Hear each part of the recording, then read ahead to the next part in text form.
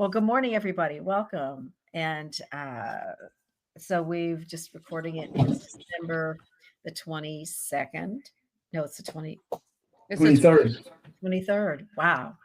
And so we're just doing up to reviewing chapters 2 to 4 today, because I don't know if we did chapter 2 before. And um, and we're anyway. Who wants to start?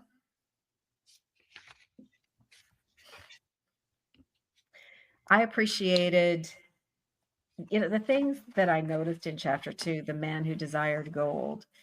Um, it you don't get the impression that he's being selfish or that he's it's all about the money, but at the same time, he's got a point in that, okay, why not me? And so he makes a decision that he's going to go find out. He sees somebody who's doing what he wants to do, and he makes a decision to go to do that.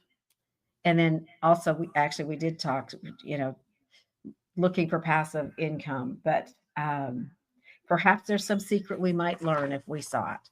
And then they go to see Arcad, about that. So who's next? Who wants to add? Well, I'll add that I haven't said it before, but the Arcad, in the other chapter, he was talking about, oh, well, we need to know what this is, and let's bring the other people that we, are friends that to help learn about it. Like, he doesn't just do it. He's not just selfish and just says, hey, this. He's like, hey, well, we're in this situation, and our friends that we grew up with or whatever are in this situation, or whoever that was in the situation with him, and decided to take those people with him. Mm-hmm. I'll add to that as well. I've been doing the audio version of it, and I love the part where he starts breaking down how he should save or like put his money to work. And he's like, awesome, I took the advice of a bricklayer to give me advice about some jewels. And I forget this guy's name. Is like sort of laughing. It's like, no, it's gone. You put your faith into somebody that is not an expert. He's like, okay, cool. And then the next time he's like, well, no, now I did it right. And now I get some money from his investments. I don't remember exactly what they were, but then he's basically saying he started spending what he was getting from those investments. And he's like, oh, how are your children gonna have children if you're killing their children? So like that was like a cool little point that I liked of him saying the same thing as if you invest in something and it's giving it back and you just spend it, you should reinvest that as well. So like I liked how he broke that down in that little story. And I don't know if I'm getting ahead of myself because I was listening to the audio version of it. Very good, very good. Oops, sorry. I forgot I had. No, it sounds good, Caesar, because if we use it all, what left is there to build? And we've talked about farmers, and if they eat all their seed, what do they plant the next year? They have to go into debt to buy it, and then and farming often is that vicious circle unless somebody is doing that. I saw my parents live. That's the way I saw growing up, was that dad he always had crop insurance, and which was a good thing to have because there were years we got hailed out, and we got it less than other people around us. And there's also those who you put it back into the farm, you put it back into machinery, but then what about putting it into the retirement? And when my parents sold the farm, that was their income, and that's what they did live on. But what about the other investing in things like that? And real estate agents are not any different than a farmer, except we don't get crop insurance if it fails. So we don't even have that. We probably have it some way. And I'm just about it, but anyway, go ahead. You do at EXP, stock and profit share. We Yep. do at EXP, we truly do, and with crop insurance, and it does get used. You get That's almost like eating your children, like he said. You start, if you have a bad year and you go into your savings, now it's a good thing you've got your savings. Okay, I get that. But now we're starting to destroy our future because instead of getting back into the basics and doing what we're supposed to do to build the business and bring the business in the door, we're spending what we made previously. So that's not going to work. So how many people here have actually, as well as their EXP, as well as their stock, because I think everybody here is in EXP, how many have that? And you don't need to say if you don't want to, of course, but how many now have started other things and other investments just because 5%, you're not going to miss it. You're going to do something with like a Roth IRA, for example, that you don't pay taxes on it when you take it out. And that is a good thing. Well, good question. I have some of the stock, but I guess I'm trying to figure out what to do with it because it's kind of tied up in the company. Is there a way to kind of roll it out automatically? Well, it's there for the first 3 years. Now, all your closings, sorry, I don't remember it all. Some of it's vested, and you start getting it rolled out to you after 3 years, because that's the awards. The money that you put in yourself, if you're doing 5% of each closing, that's your money. The neat thing about it is you're getting a 10% discount on the stock when you buy it. I'm going to correct that. It's a 5% discount now. Oh, that's right. They changed it. So it's a 5% discount. So you've made 5% the day that you buy it. So that's kind of an incentive for you to save. So the idea is that you max that out for sure. Take advantage of that. And then the awards that you get and the people that anytime that you sign up another person for EXP in your business, you get stock for that too. Those are awards though, and those have to vest. So you have to wait for 3 years on that for that to vest. And when it vests, that's your money.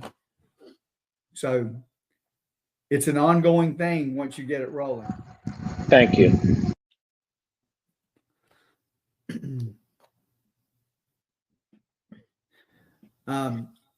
I think one of the things that really kind of stood out to me is in chapter 2, where this kind of all starts. Ben Sear has a dream, and he has a dream that he's a wealthy man, and he's experiencing being a wealthy man. And this is in the beginning of chapter 2. He said, it began as a dream. It was a senseless dream. I thought I was a man of means. From my belt hung a handsome purse heavy with coins. There were shekels which I could cast with careless freedom to the beggars. There were pieces of silver which I did buy finery for my wife, and whatever I did desire for myself. There were pieces of gold which made me feel self-assured of the future and unafraid to spend the silver. A glorious feeling of contentment was within me. You would have not have known me for thy hard-working friend, nor wouldst thou know my wife. So free from wrinkles was her face, and shining with happiness. She was again the smiling maiden of our early married days. So this is a dream of his that he's having. And So his friend asked him, a pleasant dream indeed, but why should such pleasant feelings as it aroused within thee turn into gloom stature upon the wall? What He page was said, and then he said, why indeed? Because when I awoke, I remembered how empty was my purse. Appreciate what you're putting in there, Justin. Do you want to comment on what? Do you want to comment on that? Sure, I'd love to comment on it. Thank you for for asking. Hopefully, everybody receives this in the best possible way. I am yet waiting on my physical copy of this book, which I should have had for probably a long time. I've only heard about this book about 1 million times. As such, I'm listening to an Audible. There were a handful of Audibles for this book. And the one I picked on the basis or criteria that it had bonus materials. Um, it's interesting because it's read by a gal. I don't remember her name, but it's interesting. This lady trying to make all these like biblical times male characters with her voice. And I think a combination of that with all the thou that then shall and shall not and etc. It's not that I can't follow it, but it's hard for me to follow it. So as I was walking and thinking about that, I decided to take it upon myself to scrub those 7 cures for the lean purse and put them into a different voice. And I picked Snoop Dogg just because I think it's funny. It's the same. And I figured it was hilarious. And of all those 7 cures for the lean purse, I think probably my favorite and the thing that's going to hit closest to home for me and maybe several other of us being in the real estate business is the 5th cure. You know, basically own your own home. Your home to be an investment. And there's probably some key phrases to that, whether we use the old world English of Klassen or Snoop Dogg's modern day slangnacular. So Either way is just as difficult to understand. Amen.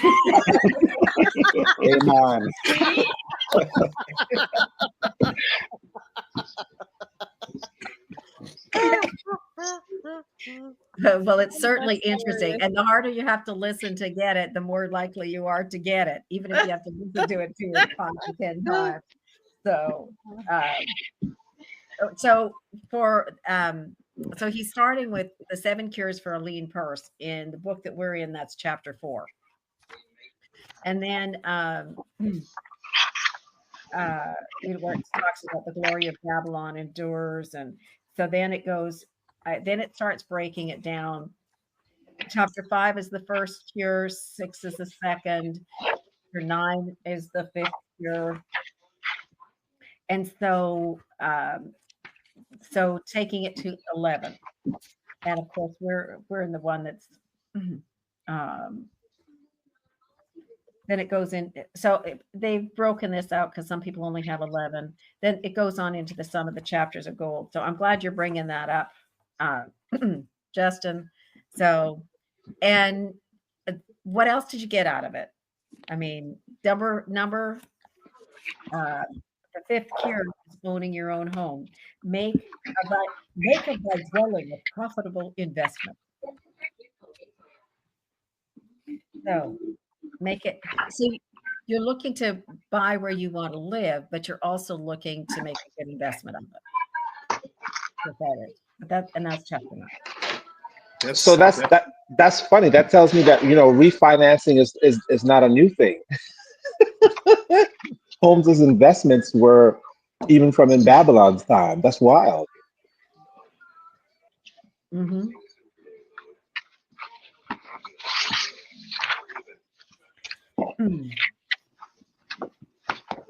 Okay.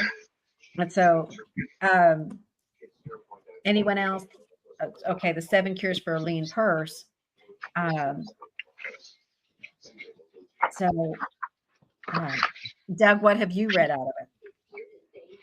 What did you get out of it? I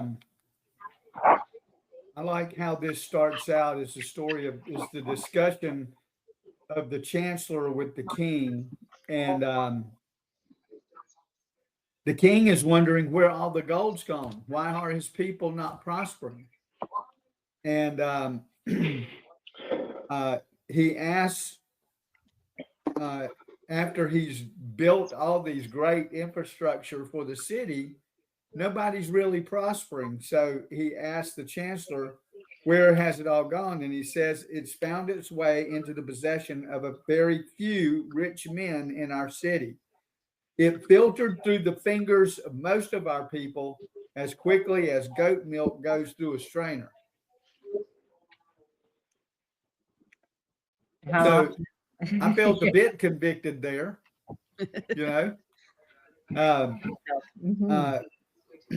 And the king was thoughtful for a time, and he said, so why should so few men be able to acquire all the gold? And now we're going to get set up the basis for the rest of the book.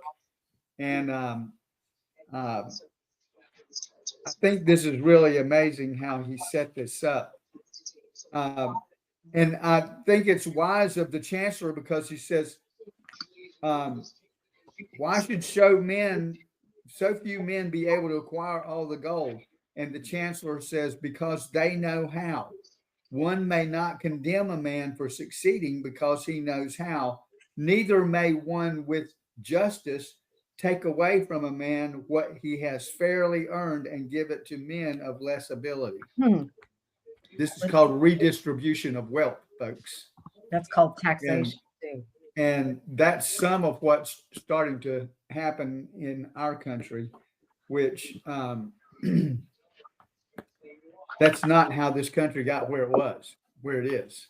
But some of the same things have started to happen, where all the money has gone into the pockets of these great big major corporations, and the rest of us have forgotten how to make wealth. So we're going to get a great lesson out of this.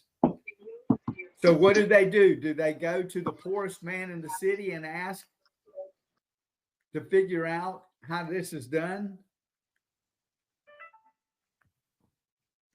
No. So, they shouldn't, right? Like, they should go to the expert people, or quote unquote. But I'm saying that, like earlier it said, there's 2 types of learning, right? So there's a learning on your own, and then there's a trading, right? So those are the 2 ways. So this is what they should be doing. The only problem with that is that unless the people that are the experts are willing to share, then nobody, it's almost up to them to decide who else learns what's not, how to get there. I understand about gatekeeping to a certain extent, but at the same time, we want people to thrive. So it's important that other people know how to do it. When you teach them how to do it, because you teach them how to do it, doesn't mean they're going to do it the exact same. So you're the only person that's you. You're going to do it the way for you. So the other thing I wanted to mention was, all men are burdened with more desires than they can gratify. So, right. And so I learned this a really long time ago, but I haven't practiced it at all. So clearly I need to. So it's talking about, we have more desires than we really probably need to be putting our money into. So you ask the question, is this a want or is it a need? Is it a want or a need? If it's a need, then make the money for it, right? If it's a want, what kind of want is it? Where should I put that on my list? Do I make time for that? Do I make that as a small reward for a goal that I've done? Whatever. So I think that you have properly distilled one of the most major issues with wealth in this country and in many countries. This thing about not understanding what a want versus a need is, we've all been guilty of it. Who has not been guilty of it? Let me see your hand. You know, we've all been guilty of it. And being able to properly define what a need is, it is very freeing, because wants are just that, desires, but they're important. Desires, wants fuel a lot of times where your need comes, because you need to do something so that you can fulfill a desire. So a want is not something you throw out the window. It's just something that does not have the impetus right now, because needs are more critical. Does that make sense? Yes. I also want to, we're talking about needs and wants. And as we're trying to prioritize needs and wants, the goals that we have, are we, lots of times we're talking about everyday living, needs and wants. But we get to go to the bigger picture, which is why we're all here. What are the goals that we're doing? Have we set out the goals so that, you have a goal? And Celeste talked about it. She said she wanted to learn, so she went to somebody, and as she talked about, okay, the 5% that we've got going to stock, there's 5% that goes with each closing, that's there, and it's, like I said, it's vested for the first 3 years, and it comes off. But why do we stop there when the living without debt is a big deal? Because when you have, if you're living with debt, then that money is going to somebody else. And now there's times when it's medical, but and there's some level of need with different things. But if we're getting a car, is there really an advantage to getting a new car that you lose 30% when you drive it off the lot, but you still have to pay for it? Okay. So finding somebody who helps you buy a car wisely otherwise. So you're keeping the money in your pocket. Doug and I have appreciated driving. We haven't had a car payment for probably 15 years, but we saved when we had to replace a vehicle. So are we saving for that? Are we saving for the house? As we have in Profit First, there's multiple savings accounts, because sometimes it's really hard to keep in your head which one it's for and when you can tell if you've got enough money. So when I sold my car that had 350,000 miles on it and still looked like it was brand new, the money to buy the next vehicle was there when the vehicle was offered to me, and we were able to take advantage of that. That's an example of thinking, and we haven't got it on all counts, I promise you. But there's a goal that goes with that. So what are the life goals? Where have you saved for the car? Where have you got for the house? And and where's that another 5% savings? When we live on when the bigger goals are there, and you can have time for travel. You can put 5% away for travel as well, just so that you've got it. And you have those in your personal, and you have your business, and you can combine your business travel with your personal travel. All those kinds of things make a difference. So those are the lessons that are coming out in here, and we can do those. We have people who are who have come into our country, and I talked with one of my I talked with one of my tradesmen, whatever. He came from Cuba. He and his wife, he had a backpack. His wife was 7 months pregnant. He's put himself through university. He now has a business and does a full scale general contracting for, and a lot of his homes are luxury homes that he does. But he also saves. And so this is what we're going to be taught here. we get to make. What are the decisions? What are the things that are the bigger term goals for us? Because we're always putting something away, not just for a rainy day, but for the plans that we have. Sorry if I To, talked too long. you're good, Jeanette. To speak to that and what client was saying, I mean, as we're talking about the difference between wants and needs, and this whole, you know, I guess this kind of goes along with the idea of like old English, or like a new way to put it. Um, Obviously, our needs are more important than our wants. That said, I could tell you when I worked for Combined Insurance, which was W. Clement Stone, and that whole, this Success Incorporated magazine, their training to me early on was that people buy what they want and you need to sell them what they need. When I did courses with Tony Robbins on power to influence or persuasion, Tony said if somebody wants something bad enough, it becomes a need.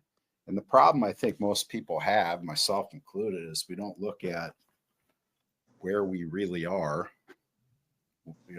Like don't know where we really are, don't know where we're really going. So I think those things echo true until somebody is awake and like really grounded, really tuned in. Mhm. Doesn't matter what they need because they're buying the crap that they want, whether they can afford it or not. It could be a house. It could be, I think it'd be easier to sell somebody the, massaging heated leather seat package for their brand new car that they're throwing their money away out per your example than it is to sell them, a life insurance policy or a house that maybe has less curb appeal but makes more financial dollars and cents. I'm not Right. saying that's the way it should be, but I believe that's our interaction with most people. That's where most people are. I agree with you, Justin. I'm still like you, many of you guys still waiting on the book, right? But I'm not haven't even listened to it yet. But listening to you guys talk, I think that that's very important, right? That need and want thing. And one thing that came to mind, so my aunt introduced this book to me, Healing the Child Within. I don't know if you guys ever heard of it, but it basically talks about childhood trauma and how that manifests in our lives today. And listening to this, I feel like that's the core of it, right? Because you're right. A lot of us don't learn at a young age how to prioritize those things, and mainly because we were probably not given the needs in the beginning that we need to set that foundation to help us to organize things in priority, and looking at probably the logic or the future instead of thinking I need this right now, right? Because oftentimes when you lack a thing or you weren't given a thing, you want to go find it, or you settle for other things that's probably not as good, but because it's something you're like, okay, I'm just gonna settle for this thing, right? So it just made me think, it's all going back to programming, right? What have we learned about wealth, right? What have we learned about saving? What have we learned about prioritizing our needs and our wants? So we're not going out there buying that massage for the back, right? For the car, and not have a place that we live, right? Instead we're renting. We're thinking about how we're going to make this fancy car nice and comfortable, but we're probably sleeping in our parents' basement, or we're renting out a studio when we could be building on getting something bigger, right? But we're not even thinking about that. And I think it's deeper. And then also, right, listening to you guys talk, it's it's sad to say, but a lot of people bank on us not knowing how to prioritize our needs and our wants.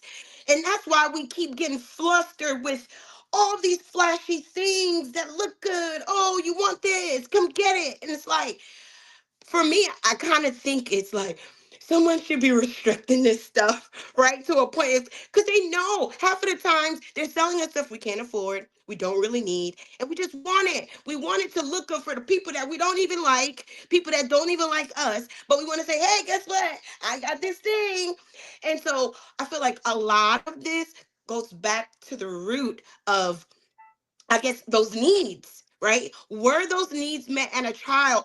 And the book Healing the Child Within, this is what it looks like. And Mhm. I've been reading it and I'm only like halfway through, but it asks some really deep questions and it allows you to identify, right? For some of us that are always giving and don't know how to create healthy boundaries, some of us always overextend ourselves, right? There's so many different questions. And I had to be real with myself. And I was like, ouch. Like I had to go back, I had to put it down and go back to it because it's like, man, it's bringing up some stuff. But I'm so happy because this is going to help me prioritize my needs and my wants. And no matter how the things are glittering and flashing and hey, come get me, I will have the discipline because I will know I don't need that. And then I can see, okay, the instant gratification of me getting that thing is literally taking me further away from that future self that I want to live, right? And so I think basically what I got from listening to you guys and kind of putting that together is what are those basic needs of ours? And have we identified those needs that weren't met in childhood and find a way to work through that or heal that so that way we can live a life of fulfillment, but not only that, but of good choices, right? Of prosperity and eventually wealth. So that's kind Man, of what I got. that was a word though, man. You took that in a place that I didn't even think about. Am I the only one that was like, wow, never thought about it that way?